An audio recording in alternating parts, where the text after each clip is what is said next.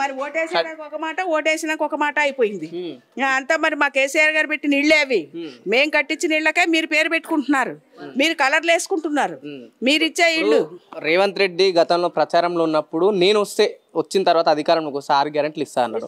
వచ్చిన తర్వాత ration card ఉన్న వాళ్ళకి ఇస్తా అన్నాడు కదా, మరి ఏం చెప్తారు? రేషన్ కార్డు ఉన్న వాళ్ళు అంటే ఉన్నాయి తీసేస్తున్నాడు, కొత్త వాళ్ళకి ఇవి లేవు అవి లేవు, మీ కారు ఉంటే ఇవ్వను ఇల్లు ఉంటే ఇవ్వను అని చెప్తున్నాడు. ఇల్లు ఉన్న వాళ్ళకి రేషన్ కార్డు వద్దా? ఇల్లు ఉంటది, తాతలు ఇచ్చిన ఆస్తులు ముత్తాతలు ఇచ్చిన ఆస్తులు ఉంటాయి ఇల్లు వాళ్ళకి. మరి రేషన్ కార్డు అవసరమే కదా. వాళ్ళకి ఉద్యోగాల భద్రత లేదు, చిన్న చిన్న ఉద్యోగాలు చేసుకుంటూ భార్యాభర్తలు కష్టపడితే కానీ ఇల్లు జరగటల్లా. అటువంటి వాళ్ళకి రేషన్ కార్డు మీద నువ్వు ఇచ్చే లబ్ధి పొందితేనే కదా వాళ్ళు తింటారు, వాళ్ళ పిల్లలు ఏం పెట్టి చదువుకుంటారు. 2500 వస్తున్నాయి, 2500 రావటం లేదు, సిలిండర్ డబ్బులు రావటం లేదు, మరి పెన్షన్లు ఇస్తానన్నాడు, పెన్షన్లు లేవు, రేషన్ కార్డులు లేవు, ఇల్లు ఇందిరమ్మ ఇల్లు అన్నాడు, ఎంక్వైరీ అన్నారు, ఎంక్వైరీ చేశారు కదా, అది ఎంత మట్టుకు అవుతుందో. డ్రైనేజీలు లేవు, ఏమీ లేవు, మాకు వాటర్ కూడా సరిగా లేదు. ఇప్పుడు ఎక్కువ ఈ నీళ్ళ సమస్య ప్రధానంగా ఎండాకాలం స్టార్ట్ కాకముందే నీళ్ళ సమస్య మొదలైంది. ఇంకే ఇప్పుడు ఇంత 2వ నెలనే 3వ నెల నుంచి ఎండాకాలం పూర్తి స్థాయిలో స్టార్ట్ అవుతుంది. ఎండాకాలం వస్తే ఈ నీళ్ళ పరిస్థితి ఇట్లానే ఉంటే మరి ఎట్లా మీ పరిస్థితి ఎట్లా అంటే ఇక అది వాళ్ళు అర్థం చేసుకు. మాకు అసలు ఇంతకు ముందు మేము ఒక్కరోజు కూడా కరెంటు పోలేదు. కరెంటు కేసీఆర్ గారి పరిపాలన ఉన్నప్పుడు కరెంటు పోలేదు, నిత్యం కరెంటు ఇచ్చారు ఆయన. ఇప్పుడు గంటకోసారి కరెంటు పోతుంది. స్ట్రీట్ లైట్లు ఇప్పటి వరకు తీయలేదు, ఏసీన్ లైట్లు తీయలేదు. కరెంటు పోతుంది, మాటికి కరెంటు పోతుంది, వస్తుందో రాదో తెలియదు. వేసవికాలం నీళ్ళకి ఎంత ఇవాళ 2వ నెలలోనే మేము ఇంత ఇబ్బంది పడుతుంటే మే నెలలో మేమేం కావాలి? ఒక పోర్షన్లో నీళ్లు తాగడానికి కూడా నీళ్లు లేకపోతే ఏం చేసుకోవాలండి? బోరింగ్ లో నీళ్ళు లేవు. ఈ పరిస్థితి గత ఉమ్మడి ఆంధ్రప్రదేశ్ లో మనం చూసినాం. 10 ఏళ్ల కాలంలో ఈ పరిస్థితి కనిపించింది. మరి నీళ్లు పోవడం కానీ లేకపోతే కరెంట్ కట్ కావడం. టీఆర్ఎస్ ప్రభుత్వం ఉన్నంతసేపు ఏ బాధ లేకుండా చూసారు. ఆయన ఎరక్కపోయి ఓట్లేసి ఈయన తీసుకొచ్చారు, ఈయన ఏదో మభ్య పెట్టారు. ఇప్పుడు మార్పు అంటే మార్పు రాలేదా? మార్పు రాలేదు, ఉన్నది పోయింది. బస్సులో ఫ్రీ బస్సులు పెట్టాడు, పెన్షన్ లేవు, ఫ్రీ బస్సులు పెట్టావు, ఏం లాభం? కొట్టుకొని వస్తున్నారు ఫ్రీ బస్సులు. ఇప్పుడు చాలా మంది మహిళలు కాంగ్రెస్ వస్తే కరువు వచ్చింది అంటారు. నిజంగా కాంగ్రెస్ అయితే కరువు వచ్చిందా లేకపోతే మీరే కావాలని చెప్తున్నట్ట బద్నాం చేయడానికి? ఎందుకు చెప్తామండి, కావాలని ఏం లేదు, నిజంగా కరువు వచ్చింది. ఉన్న మాట 6 మాటలు కూడా ఒక్క మాట కూడా నిలబెట్టుకోలేదు ఆయన.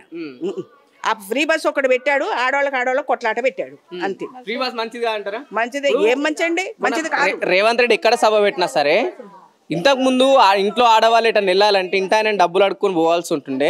ఇప్పుడు అవసరం లేదు, ఎక్కడికైనా వెళ్ళాలని కూడా వాళ్ళ సొంతంగా వెళ్ళాల్సి వస్తుంది అంటుంది. నీ మీటింగ్ కోసం ఆడవాళ్ళు తిరగటం కోసం బస్సులు పెడతావా? ఇంట్లో ఈ సంసారం వద్దా? ఇక భార్యాభర్తల ప్రేమలు వద్దా? ఏమీ లేకుండా మొగుడు నడకుండా వెళ్ళిపోతే సరిపోద్దా? నీ మీటింగ్ మనుషులు రావడానికి ఫ్రీ బస్సు పెడితే సరిపోయిందా? ఫ్రీ బస్ అసలు ఎందుకు పెట్టావు? కాలేజీ పిల్లలకు పెట్టు, లేని వాళ్ళకి పెట్టు, జాబ్ చేసే వాళ్ళకి పెట్టు, కూలి పిల్లలకు కూలి చేసుకునే వాళ్ళకి. ఇక్కడి నుంచి ఉప్పలు వెళ్ళి కూలికి వెళ్తారు కొంతమంది మా ఏరియా నుంచి. మరి వాళ్ళు బస్సులు పెట్టుకొని వెళ్ళాలంటే, ఆటోలో వెళ్ళాలంటే 250, 300 అవుతుంది వాళ్ళకి. వచ్చే కూలిలో 300 ఆటో పెట్టుకొని వెళ్ళి వాడు ఏం కూలి చేస్తాడు? వాళ్ళకి పెట్టు, బిల్డింగ్ కార్మికులకు పెట్టు, స్టూడెంట్స్కి పెట్టు, కాలేజీ స్టూడెంట్స్కి పెట్టు, పేదలకు పెట్టు, అందరికి ఏకంగా తోసేసావు. మరి ఏం చేస్తావు? ఏం పెంచాడండి? ఇళ్లలో గొడవలు పెట్టాడు, అంతే, ఏమీ లేదు. ఉన్నోళ్ళని రోడ్డు మీద వేసాడు, మగవాళ్ళ మాట వినకుండా అయిపోయాడు. నేను ఒక ఆడ మనిషినే, కాదంటలేదు, కానీ ఏముంది, మేము పోతున్నాం అంటున్నారు. వచ్చిన సంవత్సర కాలంలో 10 ఏళ్ళైంది అధికారంలోకి వచ్చి, సంవత్సర కాలంలోనే ఇంత విమర్శించాల్సిన అవసరం ఏమొచ్చింది మరి ప్రభుత్వాన్ని? నువ్వు చెప్పిన ఏమీ గ్యారంటీ నిలబెట్టుకోలేదు. మరి విమర్శించక నీకుతో ఆశపడి నువ్వేదో చేస్తావు, లబ్ధి పొందుదామనే మహిళలు చేశారు, కానీ నువ్వేం చేసింది ఏం కనపడి అన్ని అబద్ధాలే చెప్పావు, గద్దెకెక్కావు, కూర్చున్నావు చక్కగా. తర్వాత ఈ రేవంత్ రెడ్డి పరిపాలన ఏమీ బాగలేదు, అన్ని ఇస్తానని అన్ని అబద్ధాలే. చెప్పండి, 15 నెలల పాలన ఎట్లా నడుస్తుంది? ఉమ్మడి ఆంధ్రప్రదేశ్ సిచ్యువేషన్స్ మళ్ళీ కనిపిస్తున్నాయి ఇక్కడ? తప్పకుండా అన్ని అవే కనపడుతున్నాయి. కష్టాలు. ఇప్పుడు ఆడవాళ్ళని గౌరవించే పరిస్థితి ఏమీ లేదు, ఇవ్వాల్సిన రాయితీలు ఇస్తానన్నాడు, అవి లేవు. పెన్షన్లు ఇచ్చే వాళ్ళకి ఈ నెల పడుతుంది, ఆ నెల పడట్లేదు.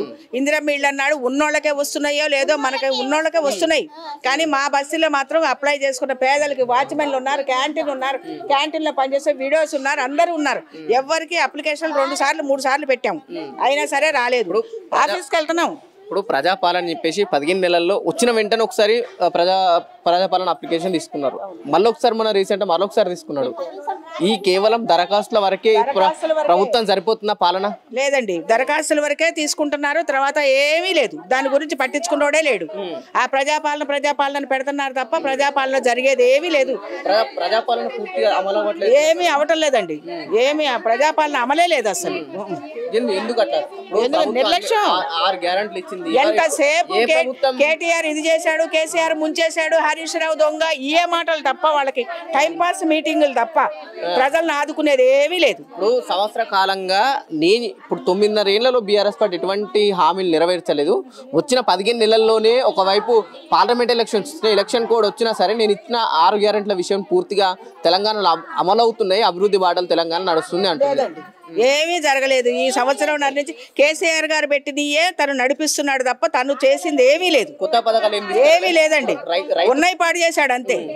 ఈ బస్సు పెట్టి ఈ 250 2500 ఇస్తారని ఆడవాళ్ళని మభ్యపెట్టి ఓట్లు వేయించుకున్నాడు తప్ప కేసీఆర్ గారి పాలనే బాగుంది, మళ్ళీ ఆయన వస్తేనే మాకు నెమ్మదిగా ఉంటుంది. మరి ఏం చెప్తా, ఇప్పుడు కాళేశ్వరం విషయం కూడా పెద్ద ఎత్తున వాళ్ళు చర్చిస్తారు, కూలిపోయిందని చెప్పేసి. కాళేశ్వరం వల్ల నీళ్ళు వచ్చినా హైదరాబాద్కి రాలేదండి, తక్కువ. అసలు కేసీఆర్ గారు ఉండగా కరెంటు పోలేదు, నీళ్లకు ఇబ్బంది పడలేదు, డ్రైనేజ్ ఇబ్బంది రాలేదు. ఈ 15 నెలల నుంచి ఇదిగో మా రోడ్లు చూడండి ఎంత అధ్వానంగా ఉన్నాయి, మంచినీళ్ళకి కూడా చాలా ఇబ్బంది పడుతున్నాం, డ్రైనేజ్ కలిసిపోతుంది నీళ్ళల్లో, పైపులు ఏం పట్టించుకోవటం లేరు. మాకు ఈ 15 నెలల నుంచి అసలు ఎందుకు వచ్చిందిరా ఈ ప్రభుత్వం అనిపిస్తుంది. బంగారం అంటే ఆయన వదులుకొని ఎందుకు ఈయన పైకి తీసుకొచ్చారు? ఇంద్రరాజ్యం కాదు, ఏమీ కాదు. మాకు ఈ 10 ఏళ్ళు ప్రశాంతంగా బతికామండి కేసీఆర్ గారు ఉన్నప్పుడు. మన తెలంగాణ మనకు వచ్చి మన స్వతంత్రం మనకి ఇచ్చాడు ఆయన, 10 ఏళ్ళు ప్రశాంతంగా బతికాము. ఇప్పుడు ఏదో గందరగోళం అంతా, ఈ బస్సు ఒకటి పెట్టి కొంపల్లో ప్రశాంతం లేకుండా చేశాడు. పిల్లలు స్కూళ్ళకు కూడా చాలా KG to PG అన్నాడు పద్మారావు గారు, మా ఏరియాలో సీతాఫల్ మండి ఎమ్మెల్యే గారు. KG to PG బిల్డింగ్ పడగొట్టి పిల్లలకు ప్రశాంతంగా మంచి బిల్డింగ్ కట్టిస్తారని పడగొడితే దాన్ని కంప్లీట్ చేయనివ్వకుండా అడ్డదవులుతున్నారు ఈ ప్రభుత్వం, కాంగ్రెస్ ప్రభుత్వం. ఆయన శుభ్రంగా చేసేవారు ఆయన. మా మినిస్టర్ గారు అప్పుడు, మా ఎమ్మెల్యే గారు చాలా ప్రధానం ఇచ్చారు ఆడపిల్లలకు కానీ. ఇందిరమ్మ ఇళ్ళు శాంక్షన్ చేసి తాళాలు కూడా ఇచ్చారు ఆయన, అవి కూడా హ్యాండ్ ఓవర్ చేయనిస్తలేరు. డబుల్ బెడ్రూమ్లు డబుల్ బెడ్రూమ్లు ఇచ్చాడు ఆయన, ఇచ్చి వీళ్ళందరికీ తాళాలు కూడా ఇచ్చాడు. అవి మళ్ళీ వీళ్ళకి లేవు, మళ్ళీ కొత్త అప్లికేషన్ పెట్టుకోమన్నారు. కొత్త అప్లికేషన్ పెట్టుకుంటే అవతల బారేశారు వాళ్ళు. ఇప్పుడు హైదరాబాద్ లో ఎక్కువ హైడ్రా నడుస్తుంది, హైడ్రా గురించి ఏం చెప్తారు మరి?